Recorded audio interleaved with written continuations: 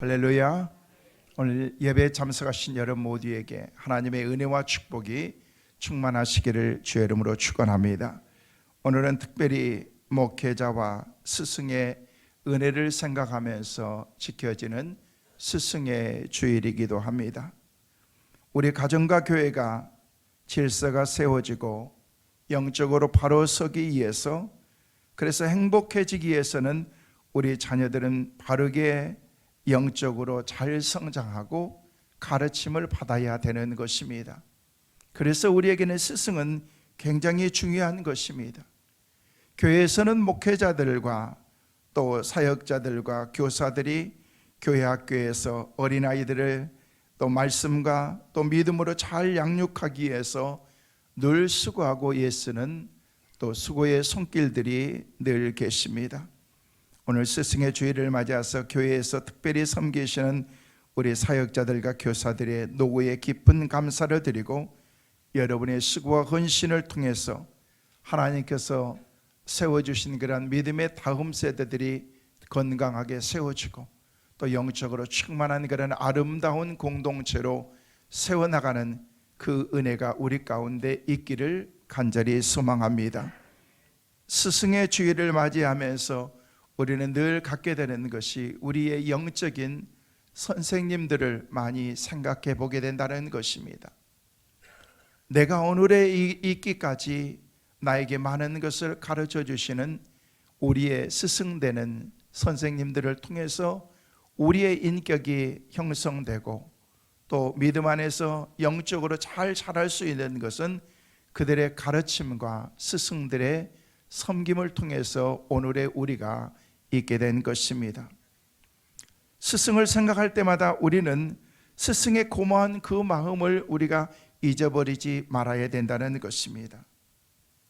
본래 스승의 날은 1958년 5월 8일에 청소년 적십자 단원들이 세계 적십자의 날을 맞아서 소외되고 또 외롭게 지내는 그런 은퇴하신 그런 선생님들을 찾아가 오면서 그들이 현직에 있을 때와 너무 다르게 외롭게 쓸쓸하게 살아가는 그런 그들의 모습을 보면서 그들을 그냥 지나쳐서는 안 되겠다라는 그런 그 마음을 그들이 갖게 되면서 스승의 고마운 그 마음을 이제 우리가 깊이 되새겨야 되겠다라는 그런 생각을 갖게 되면서 1963년과 64년에 걸쳐서 적십자단의 대표들이 모여서 회의를 열고서 우리가 스승의 날을 만들자라는 그런 그 취지로 시작되었던 것이 바로 1964년 5월 15일 세종대왕의 탄생일을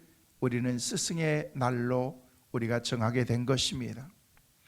교회에서는 매월 5월 셋째 주에 우리가 스승의 날을 정하면서 스승들의 고마운 그런 마음, 특별히 어린 자녀들을 양육하는 그런 교사들의 노고를 치하하는 그런 시간들을 갖게 된 것입니다. 5월 가정의 달을 맞이하면서 여기저기서 많은 그런 어린이들을 위한 행사들이 이루어지고 또 어린이들을 위한 그런 프로그램들도 많이 이렇게 형성되어서 어린이들을 위한 그런 그 가족을 위한 그런 많은 행사들을 갖고 있는 것을 보게 됩니다.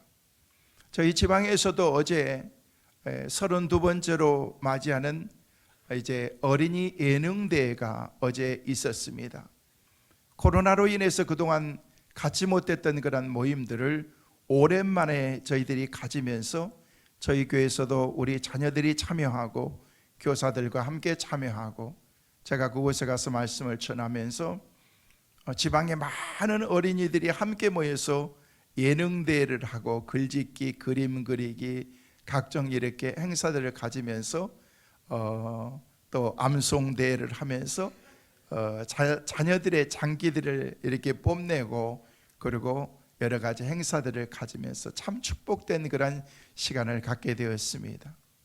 저희 교회에서는 또 우리 청년들이 뮤지컬 팀들이 가가지고 어제 많은 그런 행사에 참여하면서 정말 많은 그런 호응을 받게 되었어요. 뮤지컬의 그 시간이 작은 시간이 아니었습니다. 우리가 3, 40분이나 되는 그런 그 시간 동안 모든 어린아이들과 모든 사람들이 집중을 하면서 참 대단하다, 그러면서 짧은 뮤지컬이지만은요, 그 뮤지컬을 통해서 성경 전체를 통해서 하나님이 우리에게 주신 그런 메시지가 무엇인가에 대해서 함께 나눌 때에 많은 사람들이 막 칭찬을 하면서 제 마음속에 이렇게 뿌듯한 그런 마음이 갖고 수고하는 우리 청년들과 뮤지컬 팀들에게 늘 감사하는 그런 마음을 갖게 되었습니다. 행사가 끝나자마자 곧바로 우리 지방에서만 이런 뮤지컬을 하는 것은 너무 아까운 것 같다, 우리 교단 차원에서 여름에 교단 전체 연합 수련회가 태안에서 있게 되는데 태안에서 이 뮤지컬 팀이 나갔으면 좋겠다라는 그런 얘기들을 막 하시더니 임원들이 교단 임원들에게 직접 전화해서 이제 프로그램과 행사들이 짜 있는 그런 가운데에서 우리 지방에서 오늘 이런 행사를 가지게 됐는데 라는 그런 얘기를 하면서 이번에 교단 차원의 이런 일들을 했으면 좋겠다라는 그런 의견들을 나누는 것을 보면서 가슴 뿌듯한 그런 마음으로 돌아왔습니다. 저는 그곳에 예능대에 참여한 많은 교사들과 많은 사역자들과 어린아이들의 모습을 보면서 보았던 것은 딱 한 가지였습니다. 바로 주님의 그 마음을 가지고 사랑으로 그 자녀들을 돌보는 그런 그 교사들의 뜨거운 그런 열정을 보면서 코로나 이후에 침체되었던 그런 힘들고 어려운 그런 상황 가운데에서도 믿음의 다음 세대들이 무너져가는 그런 상황 가운데 있다고 할지라도 바로 여기에 희망이 있다라는 것을 저는 볼 수가 있었습니다.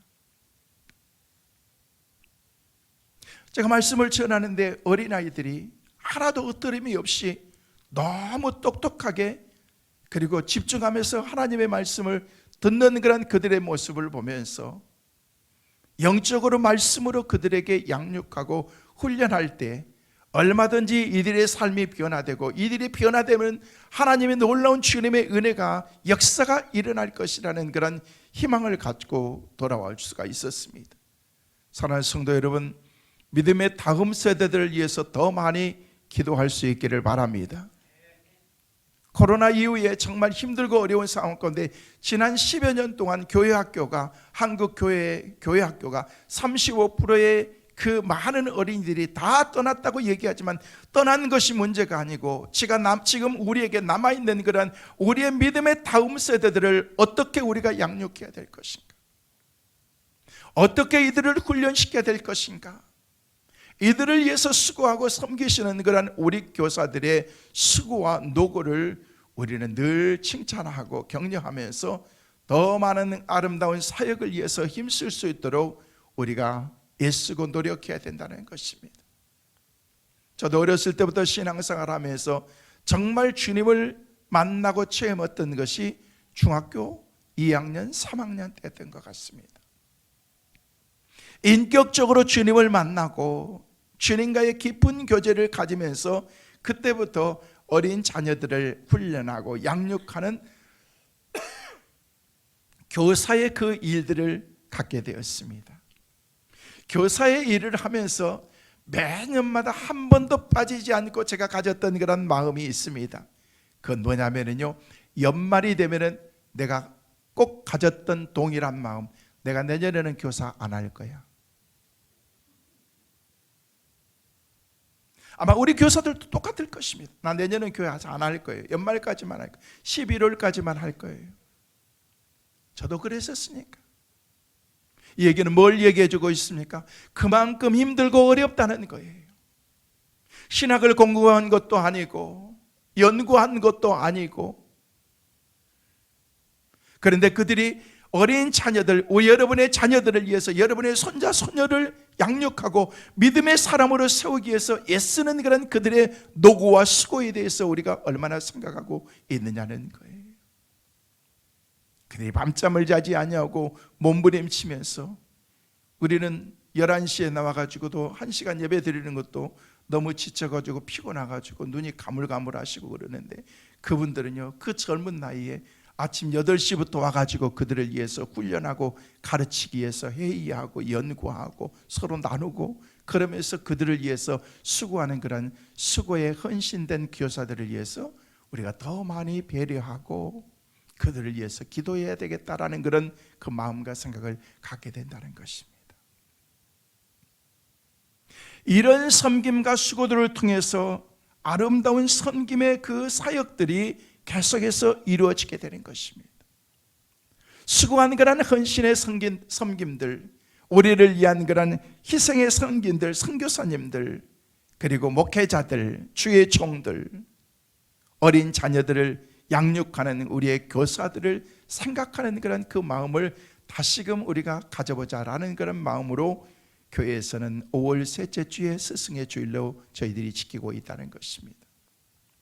사랑하는 성도 여러분, 제가 분명히 강조하고 싶은 것은 이 시대가 변하고 세상이 아무리 바뀐다고 할지라도 우리 선생님들에 대한 그런 그 권위가 회복되고 교권이 회복되어서 선생님들에 대한 그런 그 존경심과 스승에 대한 그런 은혜를 절대 잊어버려서는 안 된다는 것입니다. 우리 자녀들에게도 가르쳐야 됩니다.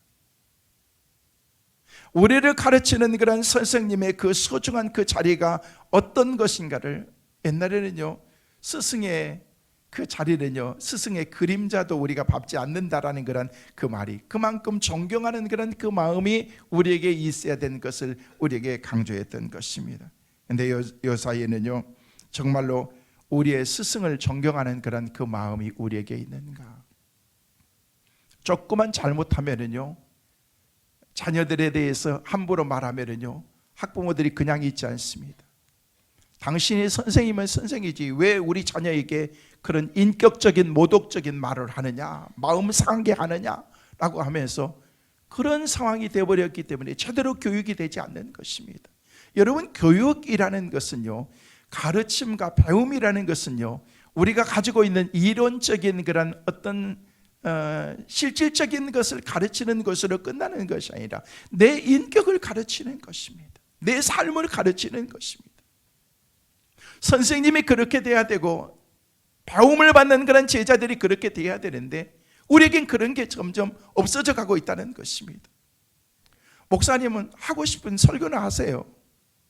선생님은 가르치시고자 하는 그런 가르침만 바로 하세요. 이건 제자와 스승과의 관계가 아니라는 것입니다. 삶을 배우고 인격을 나누고 정말로 내 삶의 중심에 가치가 있는 그런 것들을 서로 나눠야 되는데 우리가 가르침만 배우고 그런 것으로 인해서 우리의 삶의 모든 것이 결정되는 것은 아니라는 것입니다. 여러분, 스승의 주일을 맞아서 우리의 스승 되시는 우리 선생님들, 영적인 지도자들에 대한 감사의 마음을 갖고 우리도 좋은 영향을 끼치는 스승으로서의 삶을 살아가는 우리 모두가 꼭 되시기를 주의 이름으로 축원합니다. 왜냐하면 우리는 모든 사람들은 다 스승이기 때문에 누군가에게 선한 영향을 끼치면서 우리가 우리의 삶을 살아가야 되기 때문에 그렇다는 것입니다. 여러분, 스승과 제자는 뗄래야 뗄 수 없는 참으로 아름다운 관계인 것입니다. 그래서 그 스승에 대한 고마운 마음을 깊이 생각하며 감사의 마음을 갖는 것은 굉장히 소중한 것입니다. 오늘 스승의 주일을 맞아서 스승 되시는 여러분, 그리고 제자로 삶을 살아가는 여러분 모두에게 하나님의 위로의 축복이 늘 충만하시기를 주의 이름으로 축원합니다. 저는 오늘 계속되는 요한복음 강의 말씀을 묵상하면서 오늘 본문에 등장하는 그런 예수님은 어떤 분이신가? 그분은 우리 인생의 진정한 스승이라는 거예요.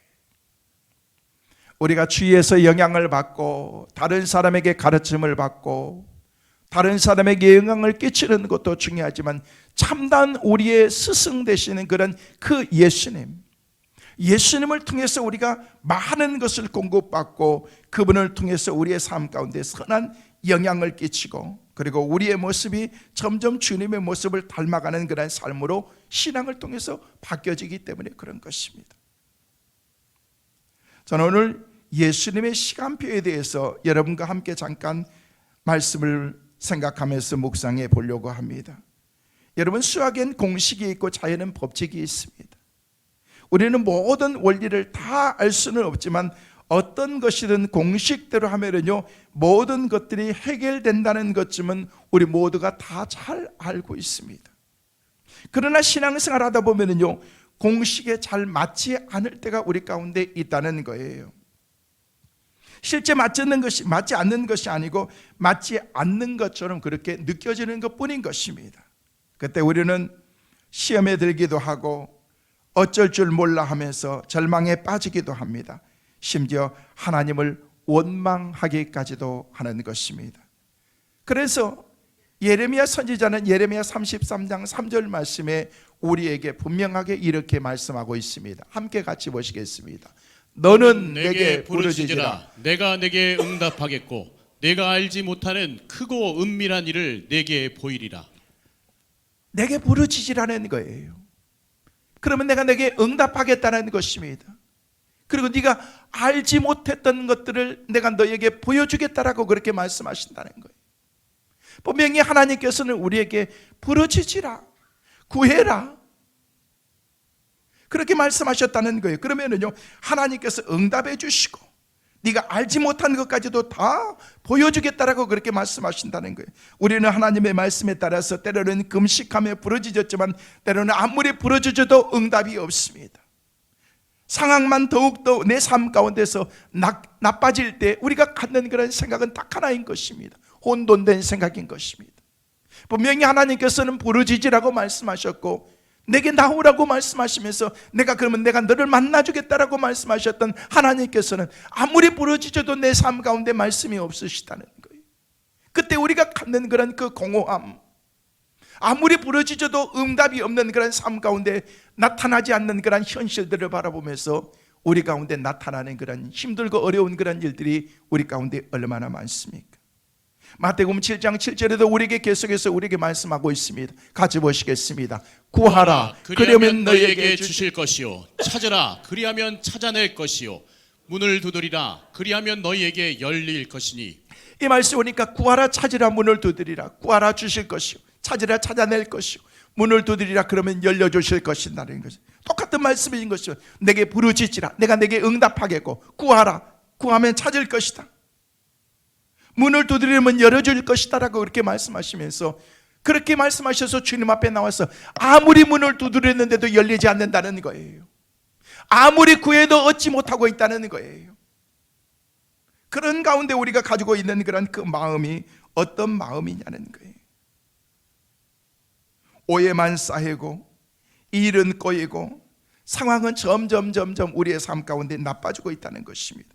그 말씀은 정말 맞는 것일까? 하나님은 정말 살아계시는 것인가? 하나님은 나의 기도를 듣고 계시는 것인가? 의문을 갖게 되는 것입니다. 이렇듯 믿음의 공식이 상식적으로 맞지 않을 때 하나님은 보이지 않게 되고 믿음은 걷잡을 수 없이 내 삶 가운데서 흔들리게 되고 그 가운데서 내 신앙이 요동하게 된다는 것입니다. 무너지는 게 되는 거예요. 당시 하나님을 믿는다면서 열심히 기도하는데 왜 모든 일이 공식처럼 일어나지 않는가라는 그런 세상 사람들의 비아냥거리는 그런 얘기 앞에서 믿지 않는 그런 불신자들의 그 삶 가운데에서 내 삶을 돌이켜 생각해 보면서 정말 나는 뭔가? 정말로 믿음 생활을 내가 바로 하고 있는 것인가라는 그런 생각들을 우리가 갖게 된다는 것입니다. 그러나 우리가 그리고 깊이 생각해야 될 것이 있습니다. 우리가 잘 아는 성경에 나와 있는 요셉이라고 하는 인물을 생각해 봐야 됩니다. 기구한 인생을 살면서 상황이 꼬이는 그런 인생 가운데에서 모든 것이 뒤죽박죽 내 삶과는 전혀 맞지 않는 그런 엉망진창의 삶을 그 가운데 펼쳐진 가운데에서 그는 결국 궁극적으로 하나님이 그와 함께 하시면서 그가 승리하게 되었다라고 성경은 우리에게 말씀하고 있다는 거예요. 하나님을 볼 수 없었지만은 내 삶의 환경은 점점 좋아지지 않지만 그럼에도 불구하고 하나님만 바라보고 원망하지 아니하고 주님을 끝까지 신뢰했다는 거예요. 사랑하는 성도 여러분, 여러분의 삶이 어떤 삶이라고 할지라도 아무리 힘들고 어렵다고 할지라도 끝까지 주님을 바라보는 은혜가 있기를 주의 이름으로 축원합니다. 주님을 바라보는 거예요. 아무리 세상 가운데서 내 삶이 요동치는 그런 상황과 환경이라고 할지라도 그 가운데서 끝까지 주님을 바라봤더니 그 결과 하나님은 요셉을 젊은 나이에 애굽의 총리로 삼아서 나라를 다스리는 그런 하나님의 큰 복을 주셨다라고 성경은 우리에게 말씀하고 있다는 것입니다.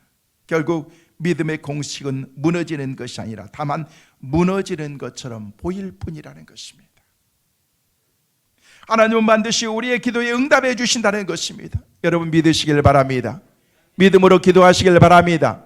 따라하겠습니다. 하나님은 기도할 때 반드시 응답해 주십니다. 믿으시면 아멘. 하나님 앞에 우리가 기도할 때, 하나님 앞에 기도하면, 네가 부르짖어 기도하면 내가 내게 응답하리라. 그냥 하나님이 우리에게 막연하게 심심하니까 던져주는 거란 그 말이 아니라 하나님께서 우리에게 약속하신 그 약속의 말씀은 반드시 지킨다라고 말씀하신다는 것입니다. 하나님은 반드시 우리의 기도에 응답해 주십니다. 하나님을 의심하지 않고 끝까지 신뢰할 수 있는 믿음이라고 하면은요, 그 믿음을 통해서 우리는 세상 가운데서도 담대하게 우리의 삶을 살아갈 수가 있기 때문에 그런 것입니다. 오늘 말씀에도 그런 믿음을 우리가 볼 수가 있습니다.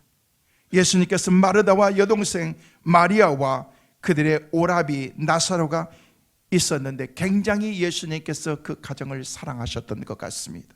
오늘 보면 5절 말씀에는 이렇게 우리에게 말씀하고 있습니다. 예수께서 같이 보십니다. 예수께서 본래 마르다와 그 동생과 나사로를 사랑하시더니, 예수님께서 모두를 다 사랑하십니다. 그런데 본래 그들을 사랑하셨다는 거예요. 벌써부터 사랑했다는 거예요. 마리아와 마르다와 그리고 나사로를 사랑하셨던 예수님. 여러분, 사랑이라는 게 뭘까요? 사랑이라는 게 뭘까? 아까 말씀을 드린 것처럼요, 저는 어제 그 교사들을, 많은 그런 교사들이 와서 이렇게 행사를 하는 그런 것을 모습, 많은 어린이 앞에서 하는 그 모습을 보면서 제가 눈빛을 보면서요, 막 사랑이 느껴졌어요. 사랑이, 주님의 그 사랑을 가지고 어린아이들을 바라보는 그런 그 교사들을 바라보면서, 야, 참 아름답다. 사랑이라는 것은요, 주님이 우리에게 주신 그런 그 사랑의 마음이 없으면 안 되는 거예요. 성경 전체를 통해서 하나님이 우리에게 주신 그런 메시지가 뭐냐는 거예요. 사랑인 것입니다. 구약 전체를 통해서, 신약 전체를 통해서 우리 가운데 보여주신 그런 아름다운 그 사랑,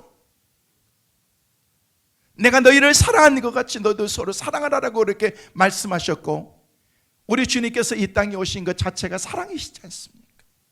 사랑 때문에 우리 주님께서 찾아오신 것입니다. 그 사랑으로 나사로의 가정을 사랑하셨던 그 주님, 근데 그 가정 가운데 지금 큰 문제가 일어났습니다. 나사로가 죽어가고 있다는 거예요. 죽어가고 있는 그런 그 나사로의 가정에 예수님만 만약에 계신다면, 우리를 사랑하신 우리 주님이 내 곁에 계신다면 모든 문제가 다 해결될 텐데 라는 그런 그 생각을 가지면서 급히 전가를 보내서, 예수님, 우리 가정에 이런 문제가 있습니다. 빨리 와서 우리에게 이런 문제를 해결해 주십시오. 기도하고 있는 거예요. 간구하고 있는 것입니다. 하나님, 내게 너무 이렇게 심각한 문제가 있어. 하나님, 이 문제가 빨리 해결돼야 되는데 하나님이 도와주세요 라고 그렇게 간절히 기도하고 있습니다. 그런데 응답이 없습니다. 여러분, 그런 상황 가운데에서 그 답이 왔던 그런 그 답이 바로 오늘 본문의 6절에 기록이 되어 있습니다. 6절 말씀은 우리에게 그렇게 말씀하십니다. 함께 보실까요? 나사로가 병들었다함을 들으시고 그 계신 곳에 이틀을 더 유하시고. 나사로가 죽어가고 있는 그 상황 가운데에서 그 소식을 들었던 그런 상황 가운데 우리 예수님께서는요, 이틀 동안이나 더 계셨다는 거예요. 아니, 누구보다도 더 사랑한다고 말씀하셨고 본래부터 사랑했던 그런 가족이라고 말씀하셨으면은 우리 주님은 하나님이시잖아. 안 가도 되잖아요. 그냥 여기서 기도하면서 내가 나사렛 예수의 이름으로 명하노니 나사로는 건강해질지어다. 아무개 집사가 가지고 있는 문제는 해결될지어다 기도함과 동시에 그 문제가 해결돼야 되는데 여전히 기도하는데도 그 문제가 해결되지 않는다는 거예요. 그런 가운데 우리가 갖는 그런 마음이 뭐냐는 거예요. 오늘 5절과 6절 말씀 사이에 갈등이 몇 가지로 나오게 되는데 왜 이런 문제가 생기게 되는 것인가? 그건 뭔 줄 아십니까? 첫째로 예수님의 시간과 우리의 시간이 다르기 때문에 그렇다는 거예요. 우리의 시간과 하나님의 시간이 다른 거예요. 서로의 다른 시간 때문에 그렇다는 사실입니다. 마리아와 마르다와 그리고 나사로가 생각하는 시간은 달랐던 것입니다. 우리는 지금 당장 이 시간에 주님께서 오셨으면 좋겠습니다. 기도도 당장 응답받았으면 좋겠습니다. 내 시간에 다 응답받기를 원하는 마음인 것입니다. 여러분, 시간에는 하나님의 시간이 있고 인간의 시간이 있습니다. 그러나 인간은 항상 나의 시간을 중심으로 모든 것을 다 생각하게 된다는 것입니다. 나의 시간에 맞춰 하나님께서 기도하시기를 주문합니다. 내가 지금 급하니까 하나님께서 지금 오셔서 이런 방법으로 응답해달라고 요청을 하게 된다는 것입니다. 다행히 나의 시간과 하나님의 시간이 딱 맞으면 이건 문제가 없습니다. 그런데 거의 나의 시간과 하나님의 시간이 맞지 않은 경우가 많이 있다는 거예요. 그래서 기도하는데도 때로는요, 지체됨이 우리 가운데 계속되면서 내 삶 가운데서 이루어지지 않는 그런 가운데 갖는 그런 그 갈등이라는 것입니다. 그러면서 우리가 갖는 신앙이 뭔 줄 아십니까? 그 가운데서 우리가 가져야 되는 것은 기다림이라는 거예요. 기다림. 뭘 기다리는 거예요? 하나님의 시간을 기다리는 것입니다. 여러분, 기다림이라는 것은 인내인 것입니다. 믿음은 곧 기다림인 것입니다. 기다릴 줄 모르는 사람은 믿음이 없는 사람인 것입니다. 정말 하나님과 그 말씀을 믿는다면 현재 외양간에 소가 없고 포도나무에 열매도 없고 밭에 소출이 없다고 할지라도 계속해서 내 삶 가운데 기다려야 된다는 것입니다. 기다림을 통과하지 않는 그런 믿음은 진실한 믿음, 진짜 믿음이라고 말할 수가 없는 것입니다. 때가 되면은요, 이 믿음이 다 드러나기 때문에 그런 것입니다.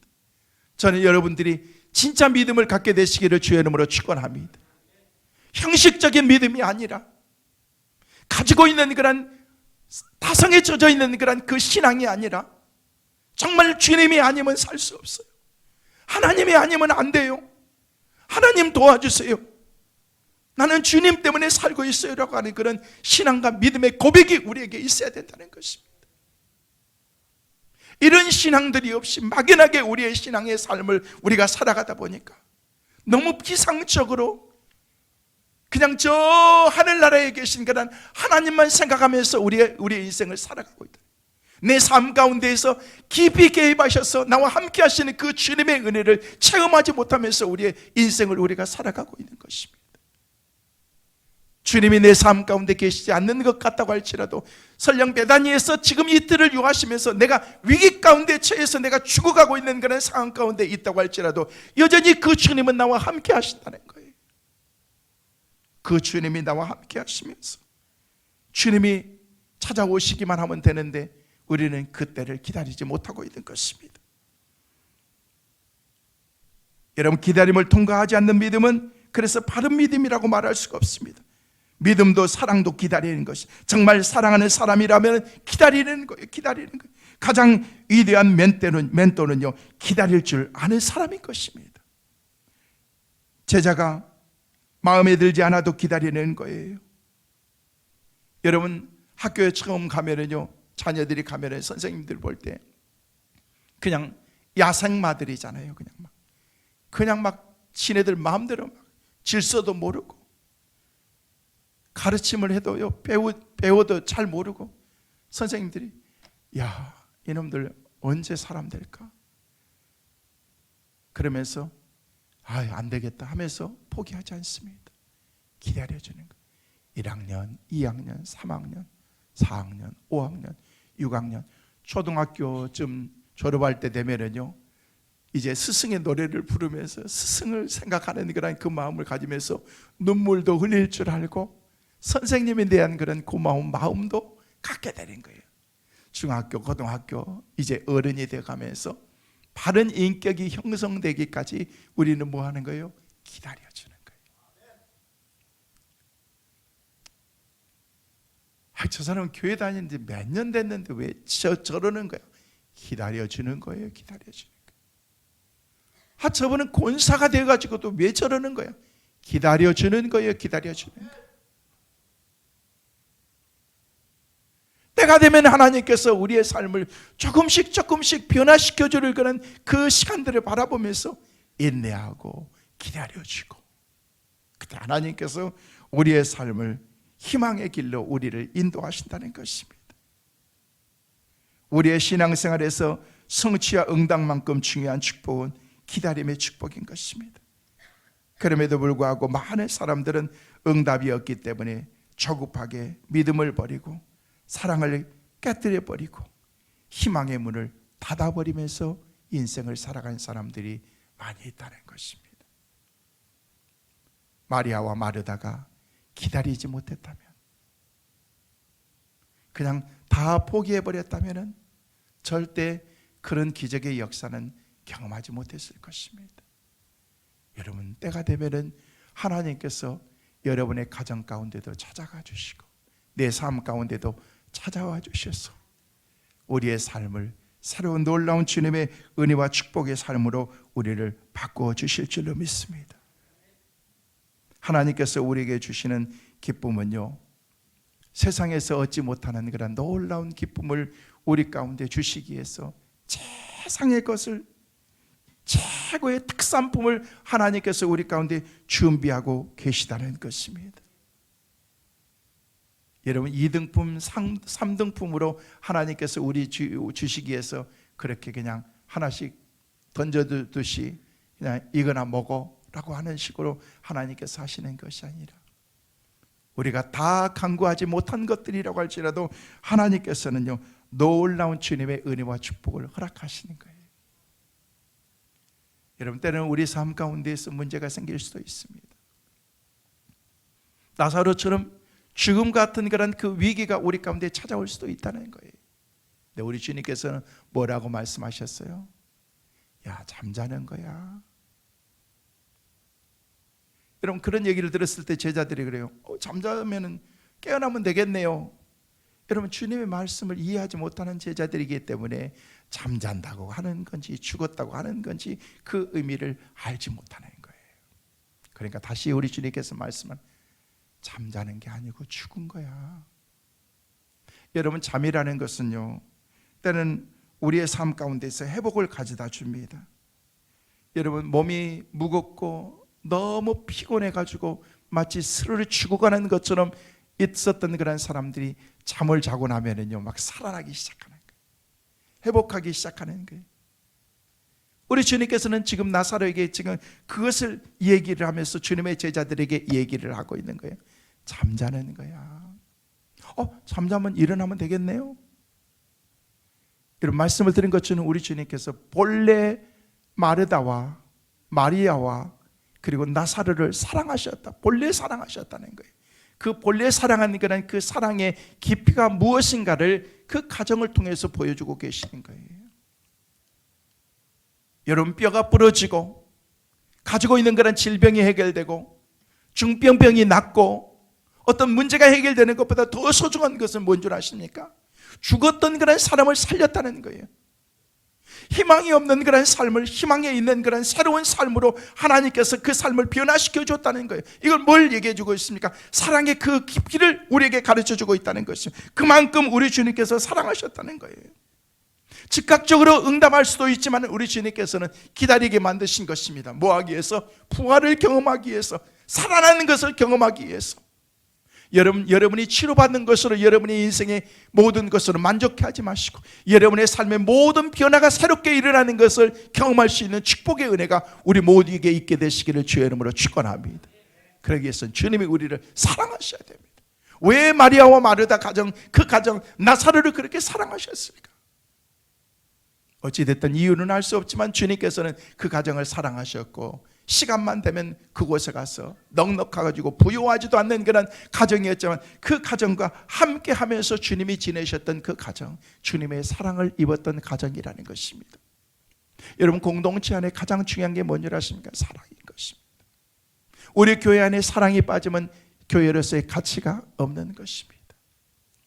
어린 자녀들을 양육하는 그런 교사들에게 주님의 그 사랑을 가르치지 않냐고, 사랑이 빠지면 아무런 의미가 없습니다. 우리의 진정한 스승은 바로 우리 주님이기 때문에 그렇습니다. 말씀을 정리합니다.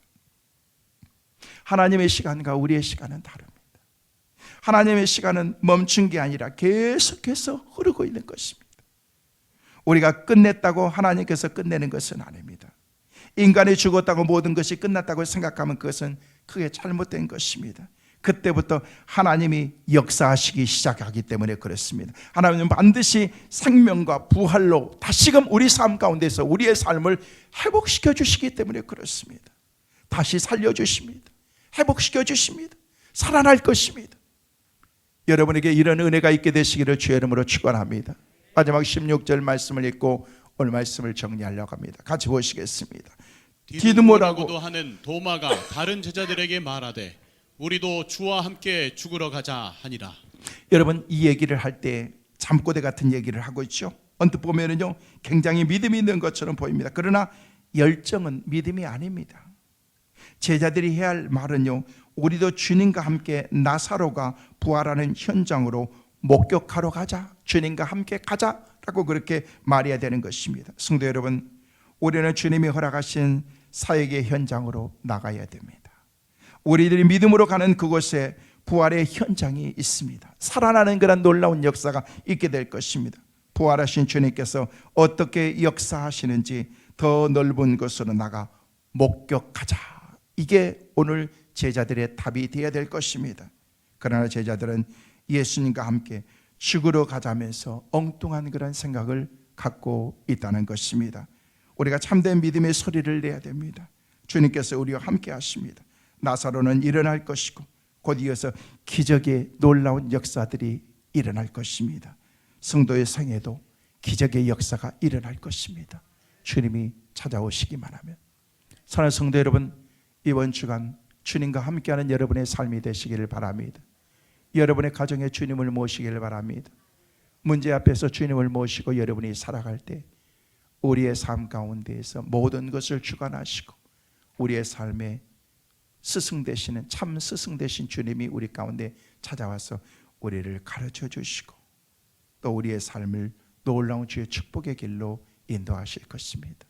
나사로가 주님을 만남과 동시에 회복의 놀라운 은혜가 있었던 것처럼 우리의 삶이 주님으로 인해서 날마다 회복되어지고 주님 때문에 기쁘고 행복한 삶을 살아갈 수 있는 믿음의 성도들 꼭 되시기를 주의 이름으로 축원합니다.